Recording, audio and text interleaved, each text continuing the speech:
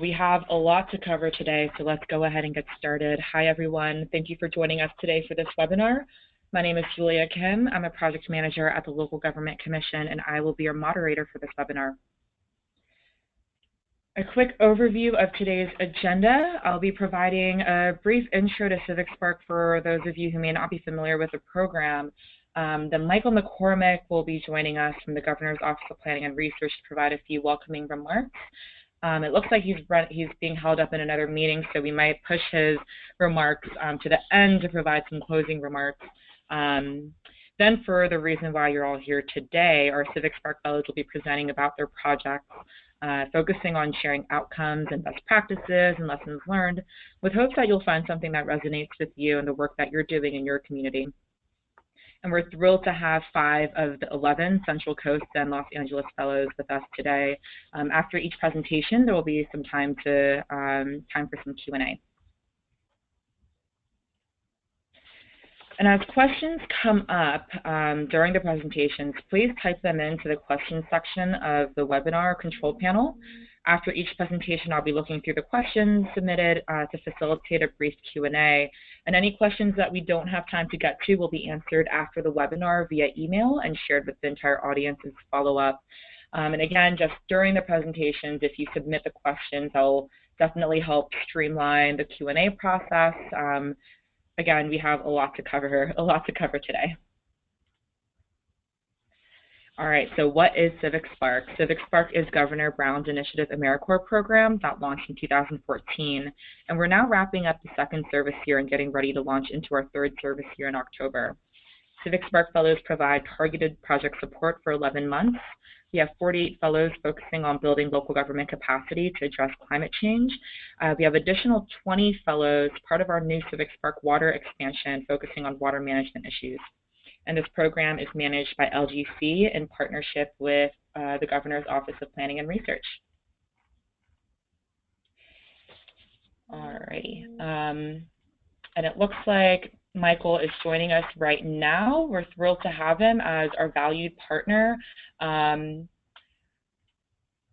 on one second. We're going to make sure he is unmuted so that we can have him provide a few welcoming remarks. As mentioned, OPR is one of LGC's core partners in managing the CivicSpark program, and OPR also has a new initiative called the Best Practice Pilot Program, BP3, I believe, and he'll be diving into that in just a bit.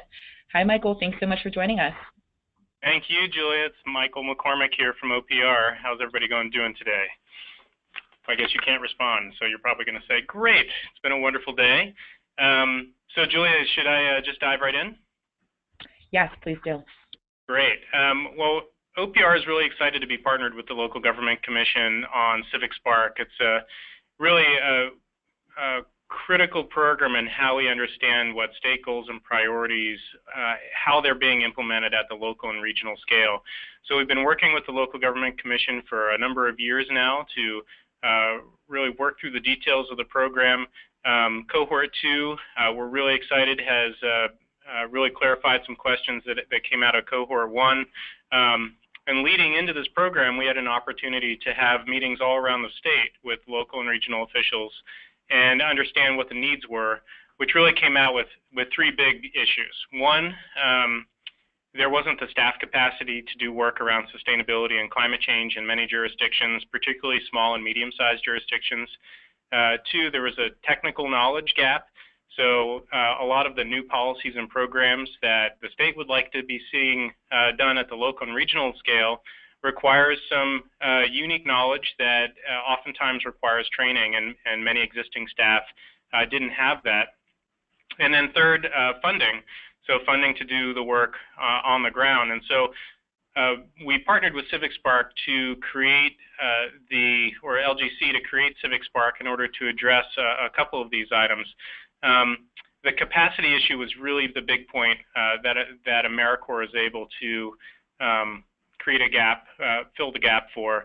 And we're really excited that we've seen a lot of good progress there. I believe 166 projects in the first cohort year, somewhere similar to that this cohort year. And we are using those case studies that are being developed out there to inform the work that's happening at the state level on both policy and program development. To that end, the Best Practices Pilot Program, which is something that we're just getting started. We're doing some beta testing on it right now, but we'll be using the CivicSpark program to help develop best practices that help to inform local and regional activities around how some of these more complicated aspects of state goals and priorities can be implemented at the local and regional scale. We've already learned a lot through the beta testing, but also through the prior cohort of CivicSpark about what's working and not working in translating state goals and priorities to the local level, and the resources needed by local and regional interest in helping the state to implement those goals and priorities, and to translate them for application up and down the line. So if you haven't signed up for the OPR email list, it's a great way to learn more about this program as it comes out. You can go to the OPR website, opr.ca.gov, and go to the upper right-hand corner to the e-list button and click down on that and sign up for the general email list. We'll be sharing more information on that as things move forward. And one last point on this, I'd really like to highlight the value of the CivicSpark members in development of the case studies, because those case study reports are being folded into some of our policy documents at the state level to show proof of concept around more cutting-edge documents. So the general plan guidelines, thinking about how some of these programs might be referenced in the AB 32 scoping plan, or some of our adaptation program documents, or water and land use discussions. And it's really critical for us to understand how things are working and not on the ground, and this program allows us to do that. So with no further ado, I'll hand it back to Julia, and just thank everybody for being on the call and participating in this important discussion. Great, thanks so much, Michael. And if any of you have questions about the CivicSpark program or anything that Michael just went over, we'll be sharing our contact information at the end of the webinar, so I definitely encourage you to reach out. And great, now it's my pleasure to introduce Teresa Perez to share about her work with the LA County Department of Public Health to kick us off. Teresa Perez graduated from California State University, Long Beach in 2015 with the Bachelor of Arts in Environmental Science and Policy. Throughout the course of her undergraduate career, she grew an interest in environmental justice and education on sustainability and climate change. After CivicSpark, Teresa will continue her service with AmeriCorps as a Solar Corps Fellow with Grid Alternatives, a nonprofit whose mission is to make renewable energy technology and green job training available to underserved communities. Thanks so much for being with us here today, Teresa. Thanks, Julia. Hi, everyone. My name is Teresa Perez, and I'm working in the LA region, as Julia mentioned, with the Los Angeles County Department of Public Health. I'm helping them launch the Climate and Health Initiative. So first things first is the question, why is it so important that public health departments take a role in addressing climate change? Well, public health departments are at the forefront of protecting residents from health impacts of climate change. The role of public health officials is to protect residents from various impacts, and especially those communities who face a greater threat from climate change. Studies have also shown that it is highly effective when climate change is framed from a public health perspective. People tend to share more of an interest when an issue is affecting their health or their family's health. So that being said, what I want to talk about today is an internal initiative within the department to bring together different divisions and programs to support climate change work. The initiative is called the Climate and Health Initiative. Our mission, or the mission of the initiative, is to create a self-sustaining work culture within the Department of Public Health that will encourage, recognize, and organize climate change work.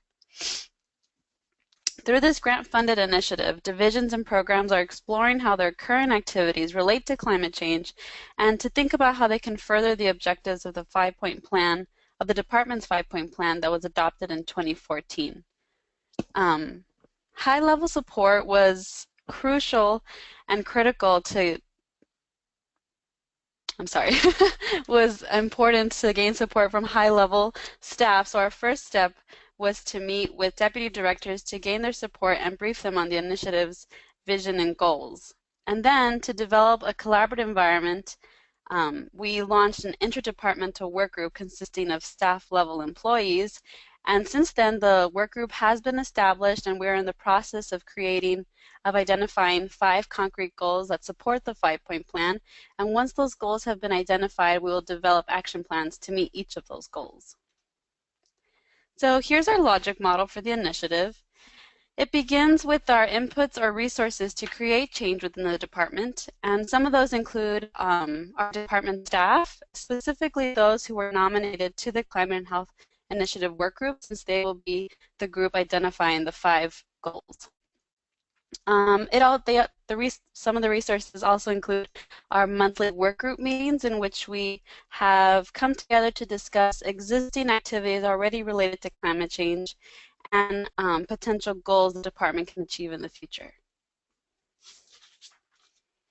Some of our outputs are the activities that we'll conduct, which are to identify the 5 goals related to the 5-point plan, develop the action plans, and then implement those plans in the future. And our outcomes are aligned with the 5-point plan, which are to increase awareness among the general public about the health impacts of climate change, to increase the public health voice when it comes to climate-related decision-making, to improve the department's preparedness and response for the impacts of climate change, to increase staff engagement and awareness in climate change work, and to gain a greater participation from the department to adopt best practices to reduce our carbon emissions. And then our long-term impacts are to reduce public health risks associated with climate change and to create healthier, more resilient, and more equitable communities. So now I'll talk about some of our best practices. In preparation to launch the initiative and to gain support across the department, project staff took bottom-up and top-down approaches. To build staff interest and knowledge, the department launched the Climate and Health Workshop Series. These workshops consisted of a series of topics related to climate change and its health impacts. And these workshops were helpful because they improved and increased the staff's engagement and knowledge about the topic. And then to build support among the department's leadership, we first met with deputy directors and then with division directors and program directors to brief them on the initiative, to discuss how their divisions and programs are addressing climate change, how they can enhance those activities, and who they would like to nominate to the work group. So now that the work group has been established, we are now in the process of identifying and prioritizing 5 goals for the initiative. And to do this, we created a visual tool that organizes suggestions, goals, and ideas that have come from the Climate and Health Workshop Series, the meetings with directors, individual check-ins with work group participants, and our kickoff meeting. And then these suggestions were then organized into the 5 strategic priority areas of the 5-point plan. And here are a couple examples of what we've gathered over the course of the year, which we've gotten a lot of goals and suggestions, and they've all been great. So I think this was a really good way to organize everyone's thoughts and sort of map it out in a way that we can prioritize it. And then in the next work group meeting, work group participants will use these visuals to prioritize suggestions and to identify the first 5 concrete goals for the initiative. Thank you. Does anyone have any questions? Great. Thanks so much, Teresa. I think we can all agree that the connection between public health and climate change is an important one. We do have a quick question for you. Kind of back to your logic model, one question is, how do you measure the impacts in your logic model? Have you created any metrics to kind of track progress for impact? Well, since we're still in the sort of the output section of our logic model, there hasn't really been, I don't know how we would measure something. We did gather 25, or recruited 25 staff representatives from various divisions and programs from across the department. The department is huge. It's about 4,000 staff, and so we've gathered a lot of people who were familiar with climate change, and again, we recruited people who weren't. And so at our first kickoff meeting, we sort of oriented and refreshed everyone's memory about the topic of climate change and its health impacts. Wonderful. Thanks so much, Teresa. And if anyone else has any additional questions, feel free to keep them coming through the questions portal. We'll make sure those get addressed after the webinar. We probably will only have time to address 1 or 2 questions per presentation at this point. And next up, we have Sergio Aguilar, who's also been working with the LA County Department of Public Health. Sergio is a graduate from the University of Southern California with a bachelor's in environmental studies. He has had prior experience in sustainable waste management, environmental policy research, and education. He developed an interest in the environment through high school and college and will continue to pursue that interest through other academic and career opportunities after his CivicSpark service. Thanks so much, Sergio. Thank you for the lovely introduction, Julia. Hi, everyone.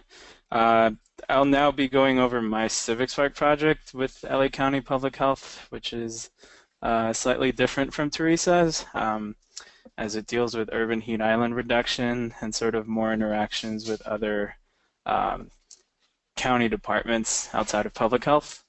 But before sort of discussing the specifics of my project,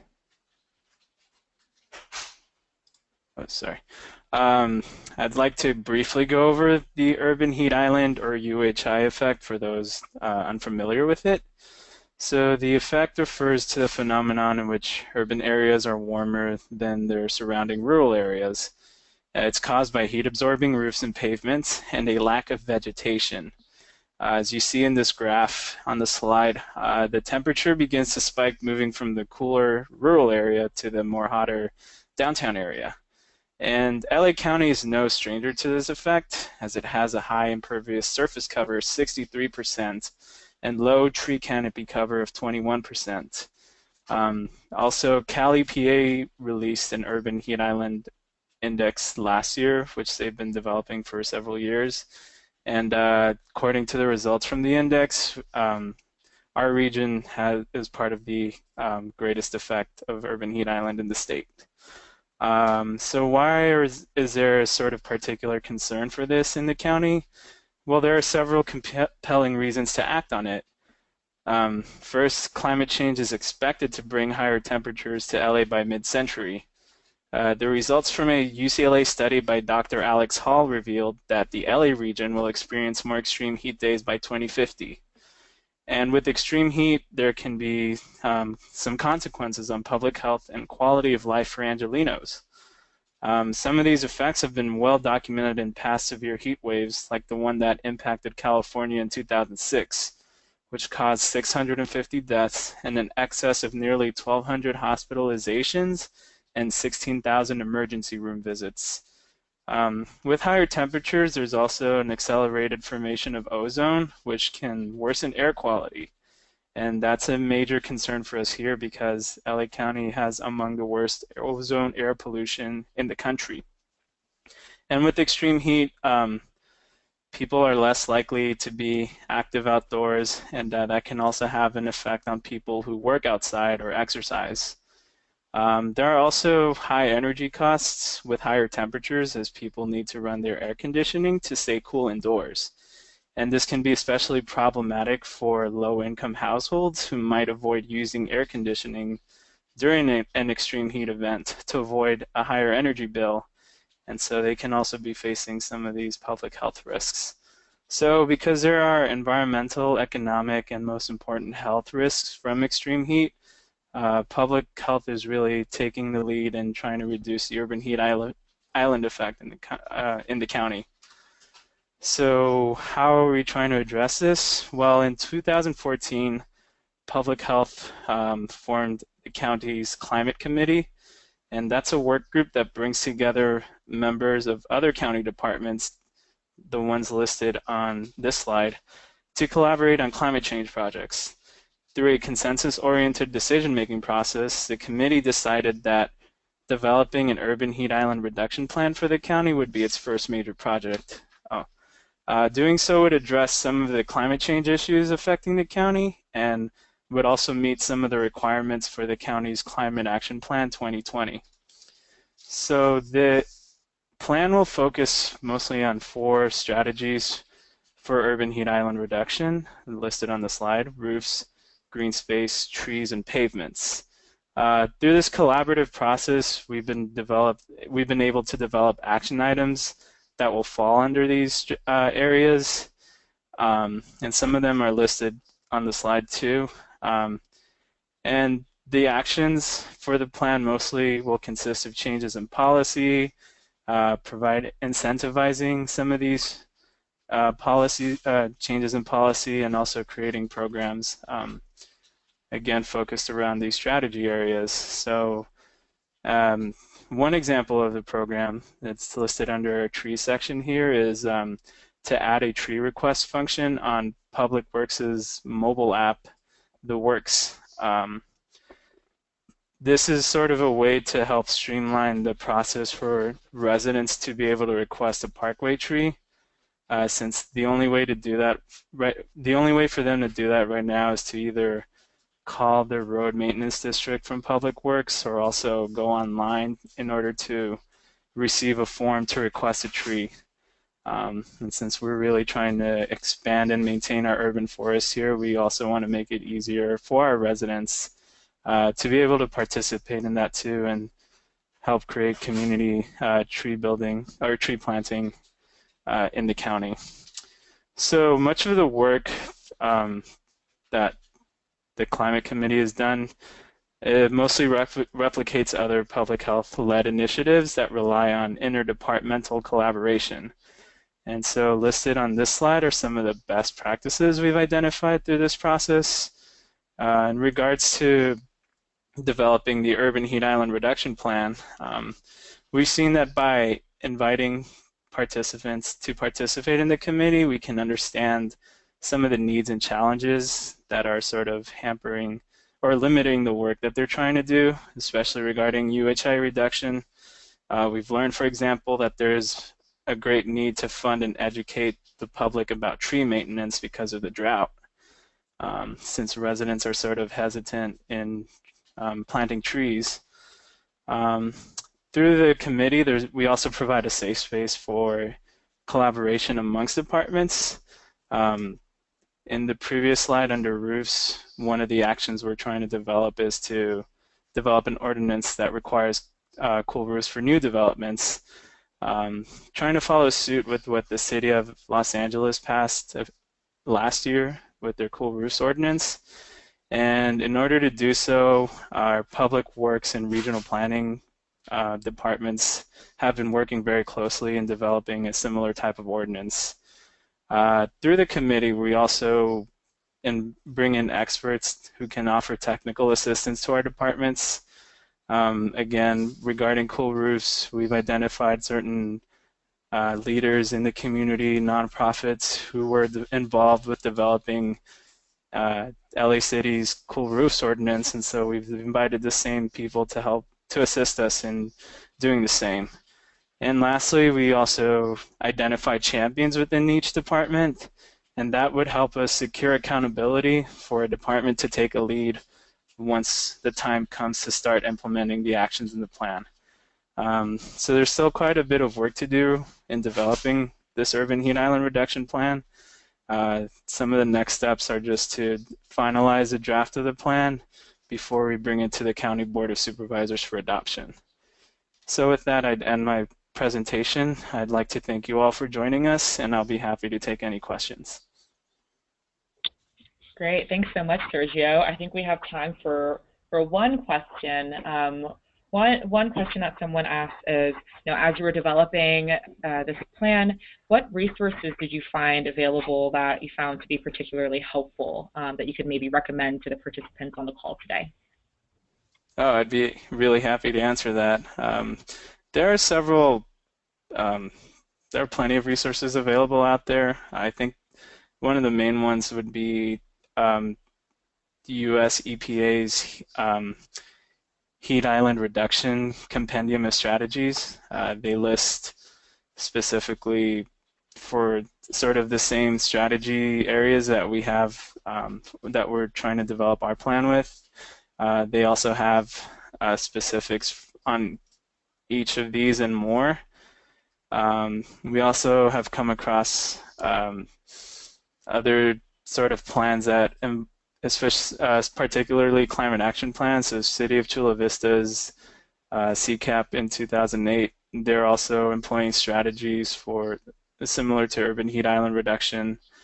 And then, yeah, I would say those are some of the two most helpful ones. And then, of course, there are numerous studies on this effect, but regarding sort of local government work, certainly the US EPA's Compendium and City of Chula Vista's Climate Action Plan.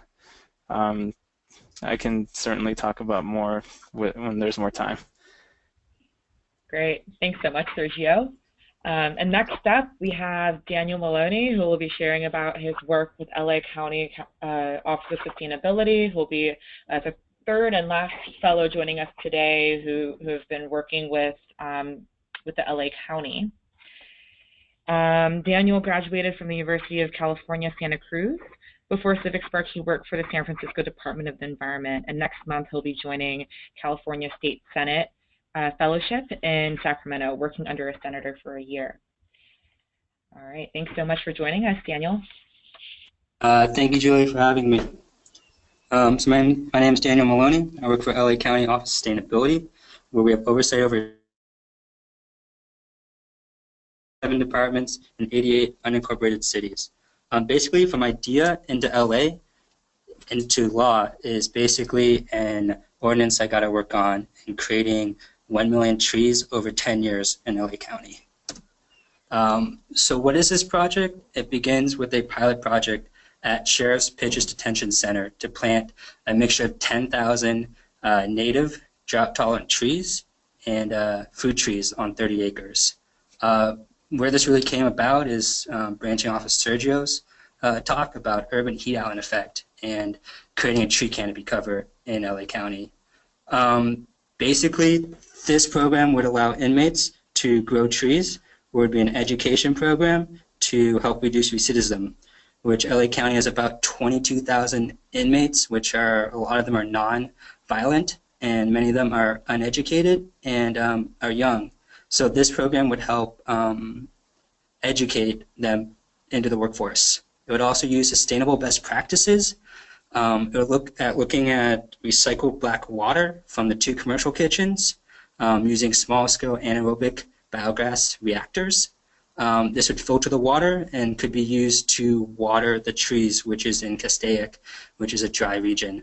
It would also consider using aquaponics, which would grow seeds. This would reduce soil and water use there. We would be looking at electric vehicles to transport the trees, and much of the soil and mulch would come from the local compost area on site. So this is an example of what the area looks like at Pitches Detention Center. You can see the 2 existing kitchens at the top right.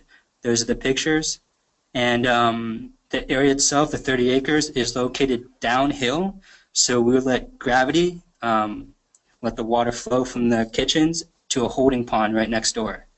And so this is kind of the overall site. So Million Trees LA County Initiative is to plant 1 million trees over 10 years. It would be a 3-stage process. It would start with land development, which would look at county lands where we can grow trees, which would reduce costs. It would look at a labor force, which would be county employees, which LA County employs over 100,000. It would be looking at using inmates for an education program. We would team up with fire and sheriff departments to hand out the trees. And it would be a county-wide collaborative effort in trying to increase the tree canopy cover in LA County. And then the last stage is a tree committee that would have oversight over this program. So really how this came about, Elizabeth Rhodes with Public Planning and Sergio, who just gave a wonderful talk, had a meeting about how we're going to mitigate the urban heat island effect. And so trees was one of the aspects that came up. My boss mentioned some comments about detention centers, and I kind of just took off from there. Really, it's about getting the right people that are passionate about this. You really have to meet your stakeholders. It might seem great on paper, but once you get to the site, there's a lot of externalities you need to worry about. So it's really about going to your site, utilizing your resources. You might have a great idea, but there's a lot of people out there that can help you along the way, probably have similar ideas, can point you into the right direction. And so it's really just about asking questions there. What's been a really big takeaway goal in creating this ordinance is having clear goals. So really telling your stakeholders what you're trying to get across. And what a great comment I really like about is it takes a village to raise a child. So it's not there's many resources and possibilities out there to help you. Really, I made a lot of mistakes along the way, just asking questions, doing things in a processive way. Really about this ordinance was revising. It turned into a 5-page to a 20-page to now a 60-page process, which hopefully we can dwindle down to 30 pages. And then at the end of the day, it's just having patience, knowing you have a really good idea and pushing it forward, finding people that will help you along the way.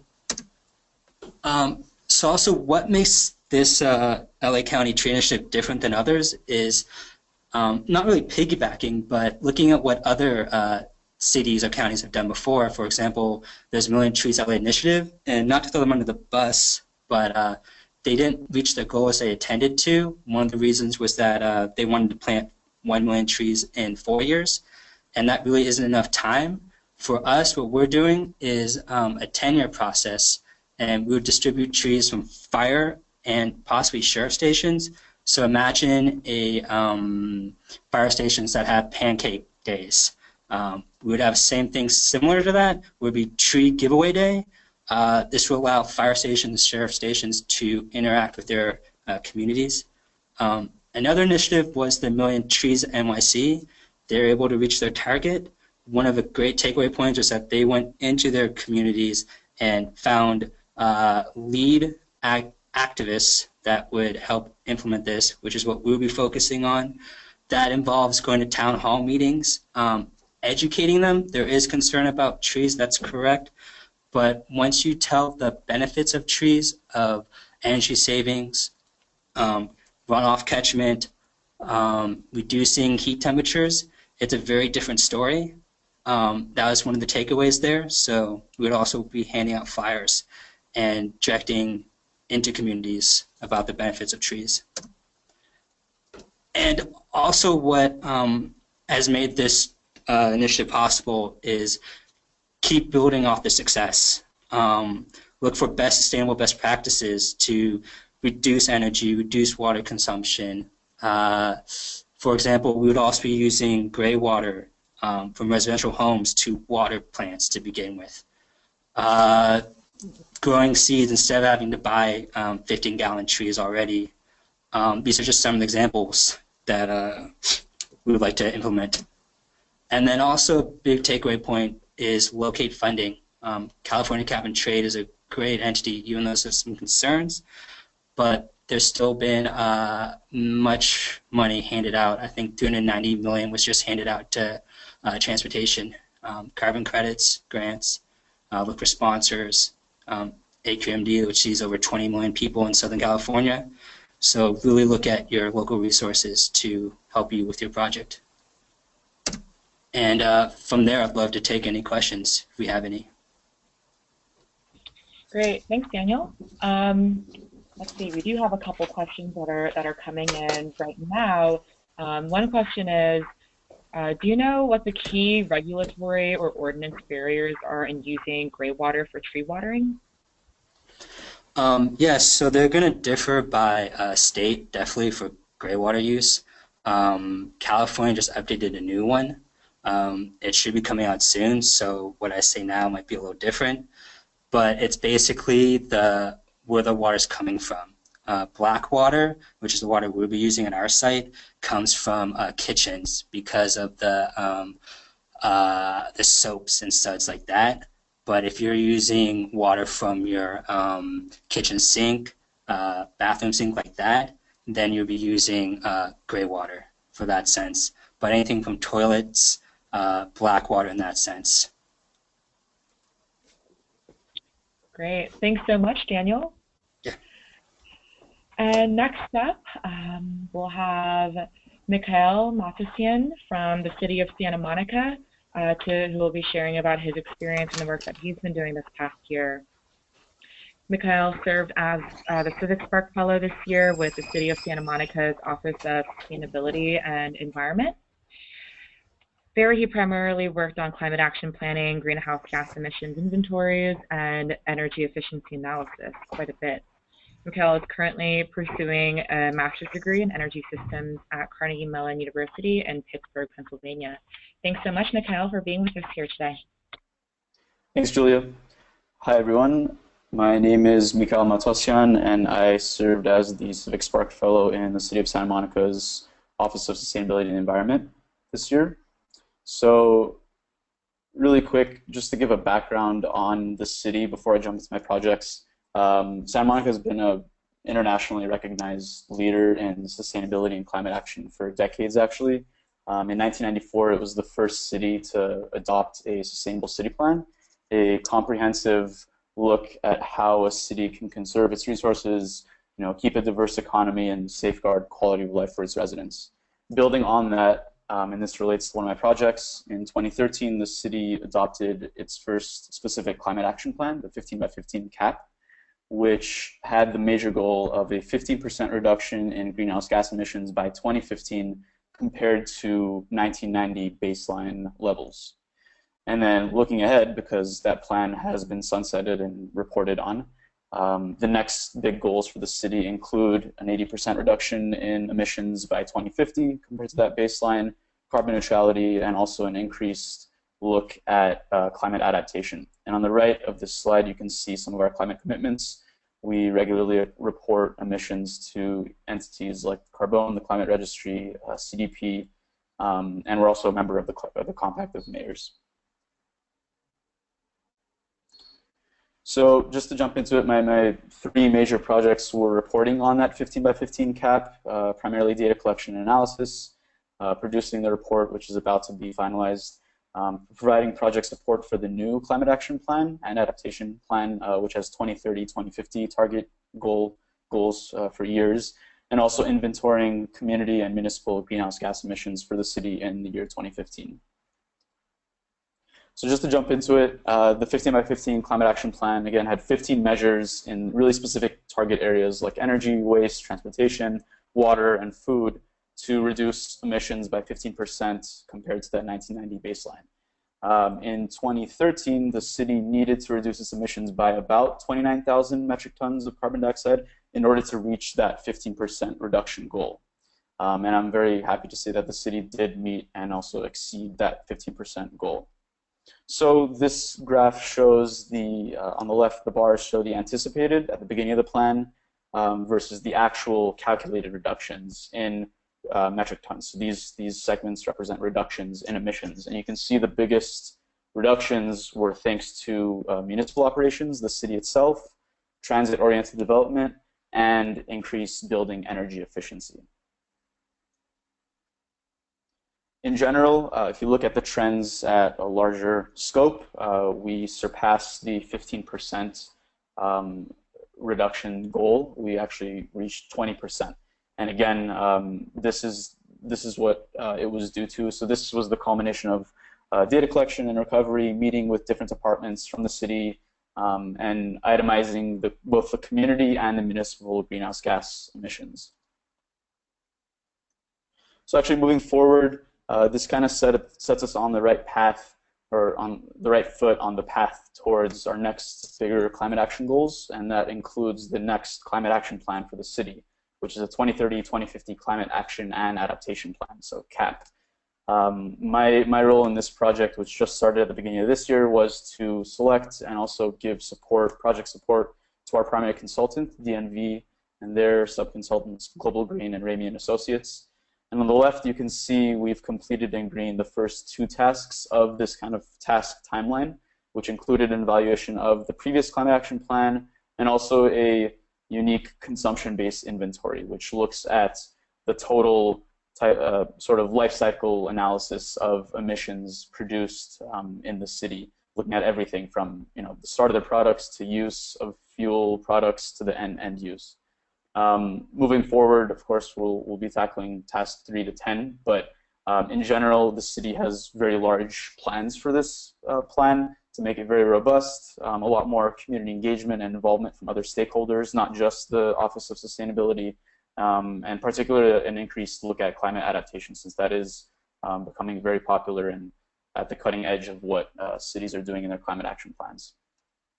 This is a picture actually from our stakeholder kickoff meeting. So again, the city really wanted to change the narrative with how they did climate action planning. So we, at this meeting, which was held several weeks ago, we invited not only city staff from our office, but also a lot of other departments, public works, planning, parking, the utilities, SoCal Edison and SoCal Gas, university researchers, even neighborhood associations and citizen advocacy groups, just to get their input, because we identified that having their input and buy-in from the beginning of the process would really lead to a more robust, multidisciplinary plan. So that's our Chief Sustainability Officer, Dean Kubani, presenting on why do we need a climate action and adaptation plan. And a big part of the answer to that is to keep Santa Monica at the forefront of leading and setting an example for other cities for climate action. Despite its size of only being around 90,000 people in terms of residency, it has big plans. Moving on to my third project, with the support of my supervisor and the great staff at the office, we were able to inventory both community and municipal greenhouse gas emissions for the city. So that was the result of looking at electricity, natural gas, waste, and fuel data for 2015. And here you can see, and this just gives us a great look at where the city is at in terms of where emissions are coming from, so we know what to target moving forward. So as you can see, obviously transportation is a huge percentage, almost 65, followed by commercial and residential electricity and natural gas. On the municipal side of things, also in a similar trend, transportation makes up the biggest percentage. The Big Blue Bus is the city's primary fleet, public bus fleet. So that is the #1 emitter of greenhouse gas emissions, followed by buildings and facilities and water delivery. And for both municipal and community, this again was the culmination of data recovery from all other departments and using the ICLEI ClearPath suite. I really wanted to hit on this point on the right, the graph titled Big Blue Bus Fuel and Emissions. So that if you remember from before the results of the 15 by 15 climate action plan, that huge reduction due to municipal operations, a big part of that was the Big Blue Bus. So in 2015, the city actually switched all of the fuel powering the Big Blue Bus to renewable natural gas. And that natural gas comes from organic landfills, non-fracked methane that comes from landfills outside the city limits, which is about 90% cleaner than diesel. This caused a huge reduction in emissions just in the first year from 2014 to 2015, about 62%. And we really we attributed that to be a great driver of change in emissions for us in the city. Just in general, lessons learned. Some of the many lessons or takeaways that I got from the experience from working for the city. #1 being activating community stakeholders. I think some of the other fellows touched on this, but really when a city engages its community organizations, citizens, nearby universities, other research organizations, they really get more of a robust, developed product if they're working on a plan or just greater, more multidisciplinary conversation when they're talking about climate change, because so many other experiences and perspectives can be brought in when you activate those stakeholders. So it's not just the city of Santa Monica making a plan, it's the community of Santa Monica. The city is leading it, but the entire community is engaged in that plan. And likewise, on the municipal side of things, I found that even though the Office of Sustainability and the Environment has a really great dedicated staff working with a lot of great capacity for projects, you often need the support of other departments like public works or recycling, planning, parking, fleet maintenance, anything. and you need their support in order to meet your goals. And furthermore, it's really helpful to actually bring them in on your projects, in your meetings early on, so they do feel that buy-in and realize their importance in the project, and that way they can contribute more.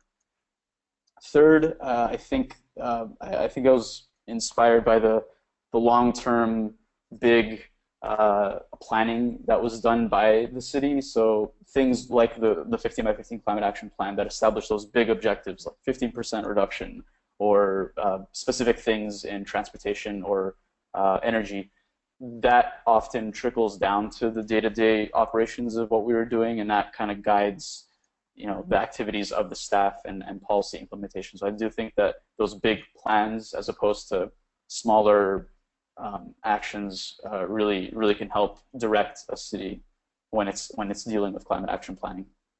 And last, this might be pretty obvious, but I really learned this in the past year, being my first year of working in a local government. Sometimes you can have delays, whether that's interacting with other departments in your city, you know, the attorney's office, legal issues, and especially data requests. They can delay your project timeline, and I experienced that firsthand. So just a tip to plan for delays or interruptions in your plans. And with that, I'd love to take any questions if there are any. Great, thanks so much, Mikael. We do have a couple questions at this point, but I think we'll have time to get to one. You know, it's great to see that the city of Santa Monica has been able to surpass its reduction goals. One key question is, you know, what was the greatest barrier Santa Monica has faced in realizing significant greenhouse gas reductions? I think the biggest barrier is still transportation. On energy, waste, water, we've really made great breakthroughs in plans and, you know, using utility rebates and local production of water. But at least for transportation, we saw our average vehicle ridership of the Big Blue Bus actually increasing, not really meeting our goals. Kind of encouraging or motivating that kind of change for people to carpool, to use buses, to use the new Expo light rail that was just developed or opened in May. I think those are still some of the biggest challenges, despite great improvements like the renewable natural gas in the Big Blue Bus.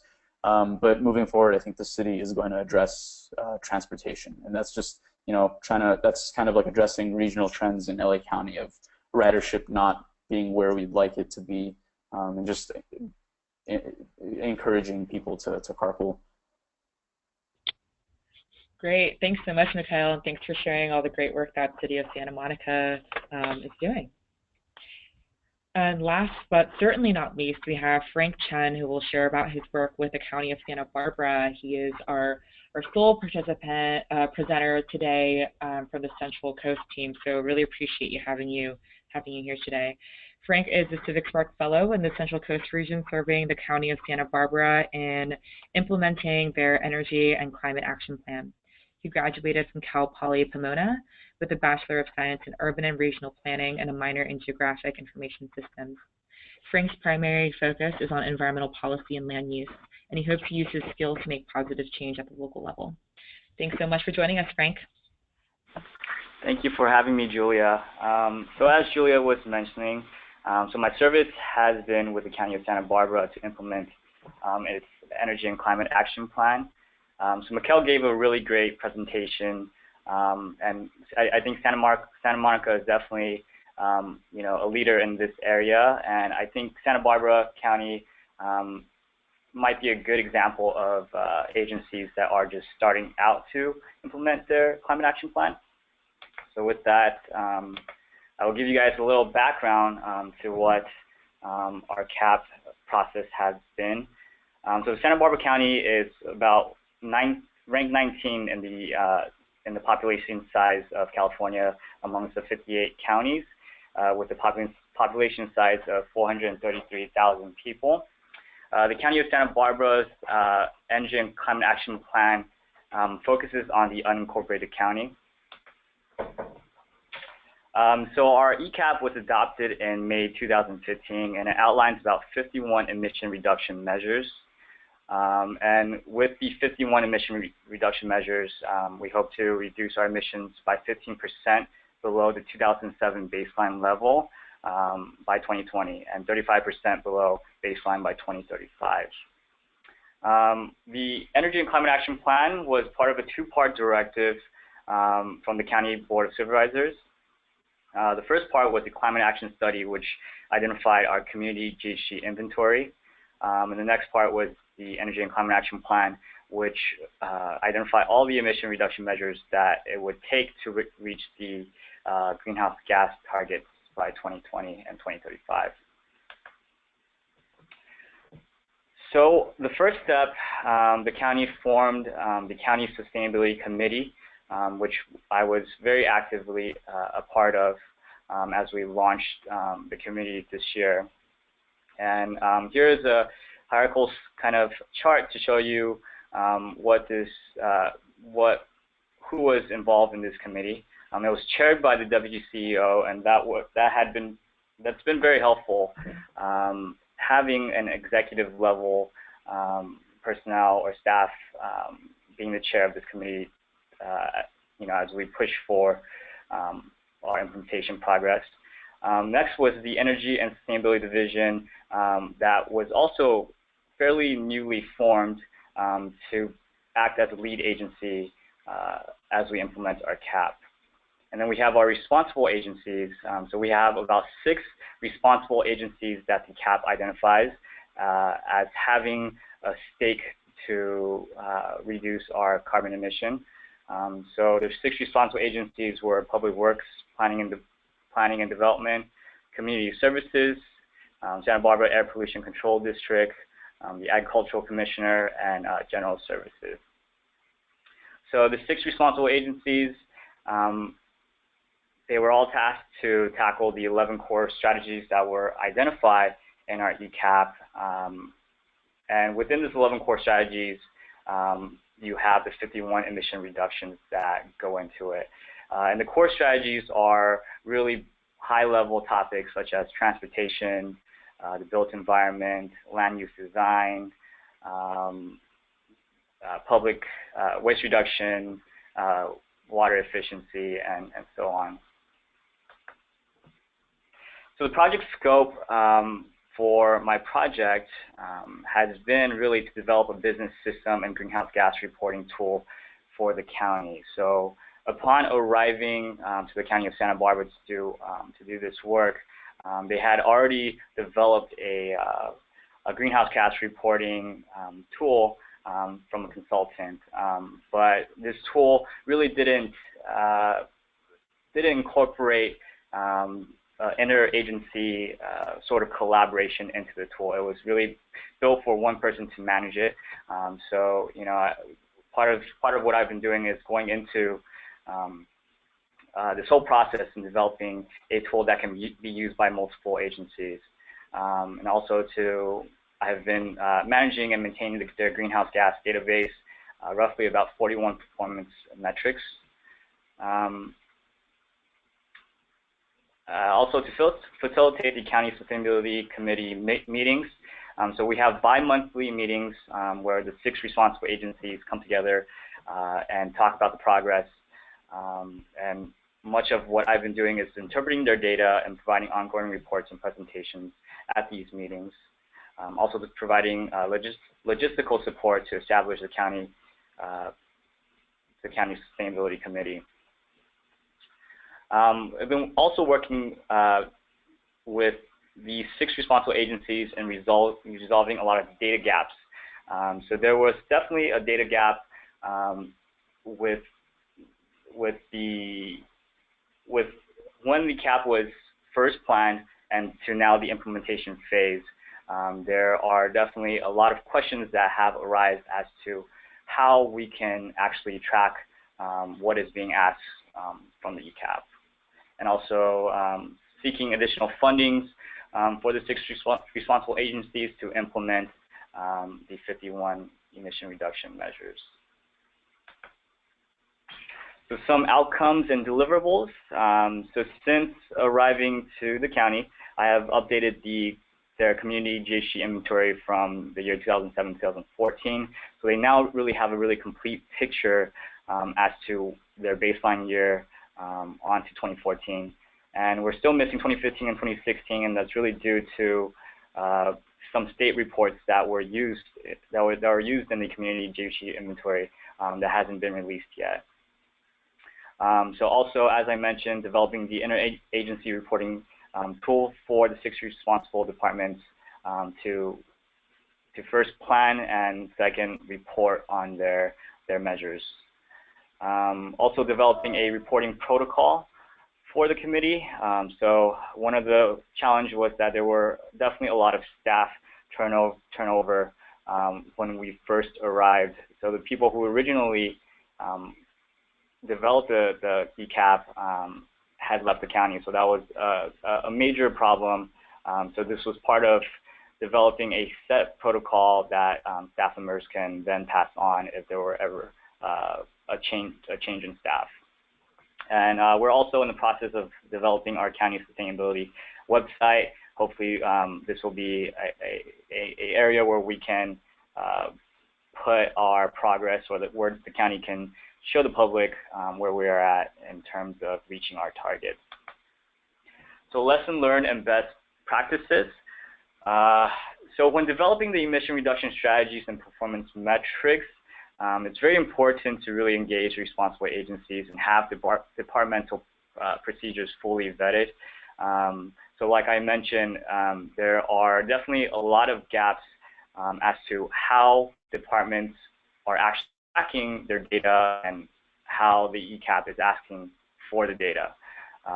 So this kind of process takes a lot of massaging of data and kind of being creative and reporting on the data in a manner that wasn't originally asked. So it's really important to have this process figured out in the planning phase as you guys go into the implementation phase. Having the support of elected officials and the executive office is important. So it has been extremely helpful to have the CEO chair our committee, and forming a committee that brings together the responsible agencies to help implement dynamic emission reduction strategies, and also knowing the co-benefits of your emission reduction measures and use that to your advantage as you implement your climate action plan. So with that, I'll be happy to take any questions. Great, thanks so much, Frank. A couple questions, and here's one two-part question that I think we have time for. Would you share some examples of performance metrics that you're able to identify with the county? And then also, in terms of the interagency or interdepartmental committee, what are the expectations for the committee members?